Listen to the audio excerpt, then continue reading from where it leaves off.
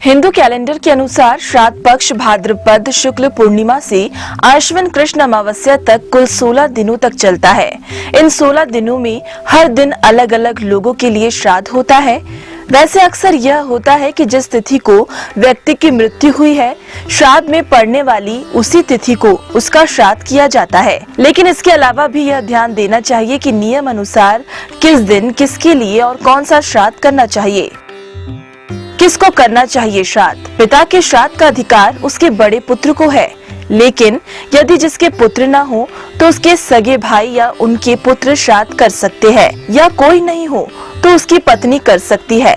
हालांकि जो कुंवारा हो और उसकी मृत्यु हो जाए तो उसका श्राद्ध उसके सगे भाई कर सकते हैं, और जिसके सगे भाई ना हो उसका श्राद्ध उसके दामाद या पुत्री के पुत्र को, और परिवार में कोई ना होने पर उसने जिसे उत्तराधिकारी बनाया हो वह व्यक्ति उसका श्राद्ध कर सकता है।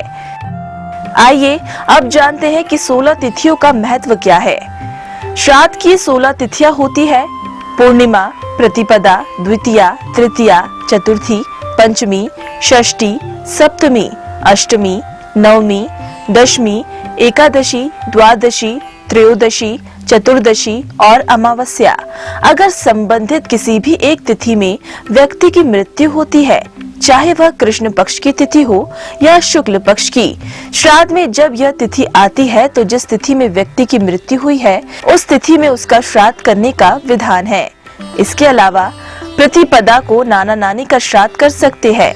जिनकी मृत्यु अविवाहिता स्थिति में हुई है उनके लिए पंचमी तिथि का श्राद्ध किया जाता है। सौभाग्यवती स्त्री की मृत्यु पर नियम है कि उनका श्राद्ध नवमी तिथि को करना चाहिए, क्योंकि इस तिथि को श्राद्ध पक्ष में अविधवा नवमी माना गया है।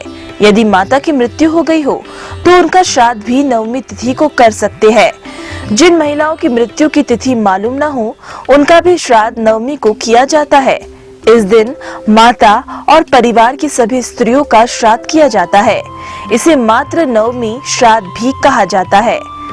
इसी तरह एकादशी तिथि को संन्यास लेने वाले व्यक्तियों का श्राद्ध करने की परंपरा है, जबकि सन्यासियों के श्राद्ध की तिथि द्वादशी यानी कि 12वीं भी मानी जाती है।